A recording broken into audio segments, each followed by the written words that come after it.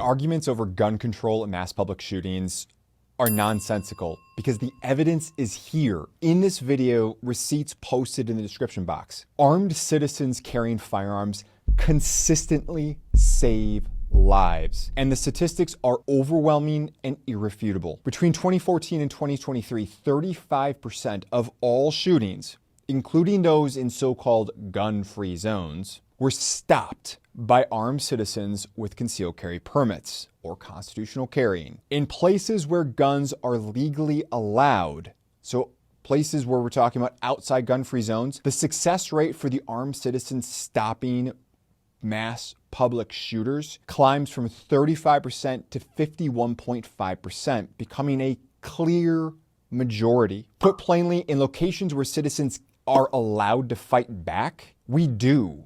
And we stop mass shootings more often than not. The numbers go further. Armed citizens have actually stopped more mass public shootings than law enforcement. In one study reviewing incidents, armed citizens stopped 180 attackers, while law enforcement stopped 158. That means that armed citizens, normal people, lawfully carrying firearms, we're talking about a 14% higher rate of stopping mass public shootings. Here's something else that's interesting. 86% of mass public shootings take place in gun-free zones. Think about how open and wide the country is. Think about all the land in the United States. Gun-free zones account for, I would bet, 1% or less of the land in the United States. Probably much less than 1%. Yet, they account for 86% of the mass public shootings.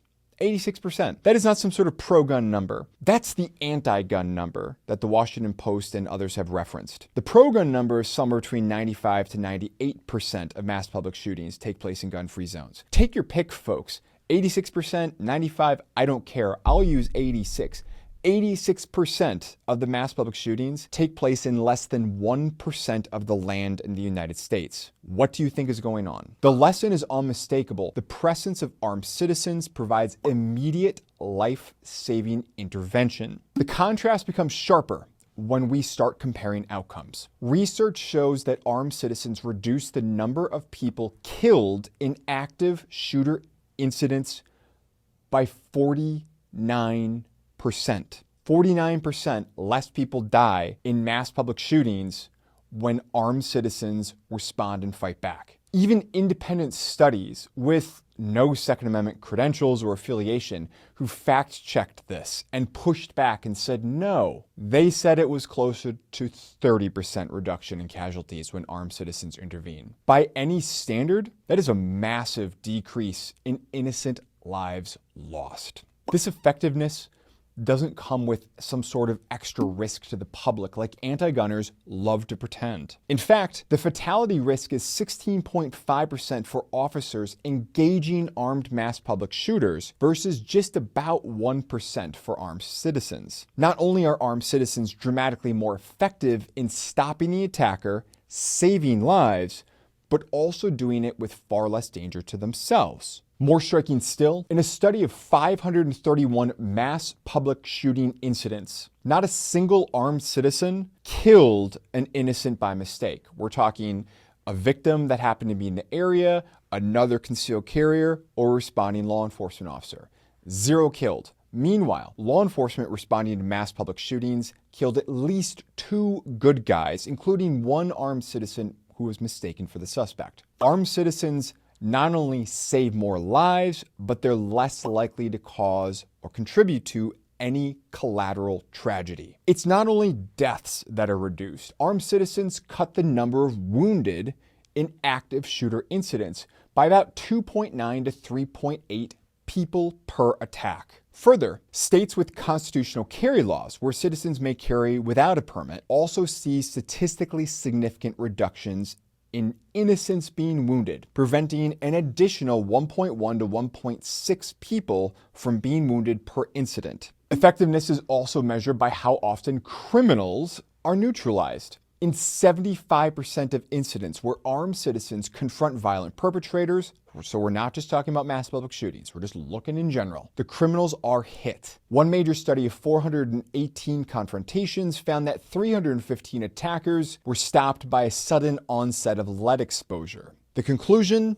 is obvious. Armed citizens are not some sort of hypothetical deterrent that anti-gunners love to play down. They are consistently effective. In fact, the front line and the best emergency responders to put down active threats when seconds matter and police are minutes away. But none of this won't matter to your anti-gun mother-in-law or in-laws or whoever the fact it might be that's out there. They're gonna say, look, mass public shootings, this is an American problem. Except it isn't. The wider global picture underscores this point. From 1998 to 2015, a comprehensive study reviewed thousands of mass public shootings worldwide. The results were devastating to the narrative that America is some sort of unique wasteland plagued by gun violence. The United States accounts for less than, according to that study, all linked in the description box down below, 1.15%. 1.15% of all mass public shootings, 1.49% of related deaths, and 2.2% of all attacks, all while making up 4.6% of the world's population. So as you can see, the US is well below average if we're just looking at the incident rate and the people. But that's not even a fraction of the story. You need to consider this in the context of firearm ownership, because after all, sometimes it's just the guns, right? American citizens, not the military, not law enforcement, you and I, own about 400 million civilian-held firearms as of 2017. That accounts for about 47%. 47%, we're so close to half, people, but 47% of the world's privately owned guns are here in the United States, owned by citizens. And 40% of all guns on the planet, civilian or government, are owned by American citizens. And by the way, that's the 2017 number. Now today, we're pushing over 500 million, meaning that nearly 50% of all firearms are owned by American citizens. Yet despite all of that, we account for 1.15% of all mass public shootings. Think about that. Do you still think that more guns equals more crime? Well, try this on. Rankings make the picture sharper. Among 97 countries who record and report mass shootings, the United States ranks 64th. That's 6-4 in per capita frequency and 65th in per capita murder rate. Mass shootings have increased more dramatically worldwide than in the United States, meaning America's share of such attacks is actually shrinking over time. If widespread gun ownership were inherently dangerous, the US should be leading, surging, way out in front of all these rankings, but we're not.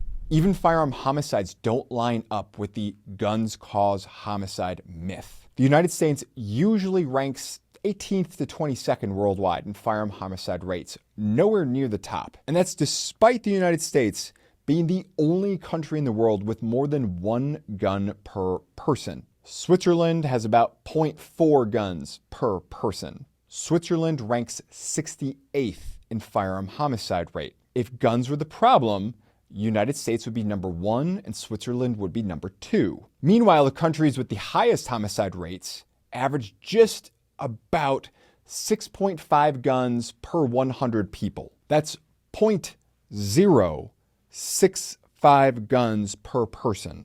That means that they have a 16 times higher homicide rate than the United States and an eye-popping 555 times higher firearm homicide rate than Switzerland. These countries also share another common factor: far stricter gun control than either the United States or Switzerland. One conclusion that you could draw from this, statistically, it's not the guns. Folks, you down the lens watching this, if you know someone who needs to see this, post this on your social media, share this around, tag your both pro-gun friends who will do the same, and especially your anti-gun folks in your life who need to be confronted with the truth. What other big pro-gun statistics you would like to see in this video if I make another one like it? Comment down below. I always love seeing those comments. We're going to close out with our ever popular quote of the day. This one comes from Italian Renaissance thinker Plutarch, who once said, quote, "The mind is not a vessel to be filled, but a fire to be kindled."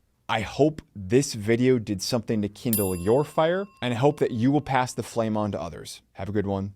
Take care. Thanks for sticking around to the end of the video. If you enjoyed this one, please feel free to check out some of our other great content, and we'll see you in the next one.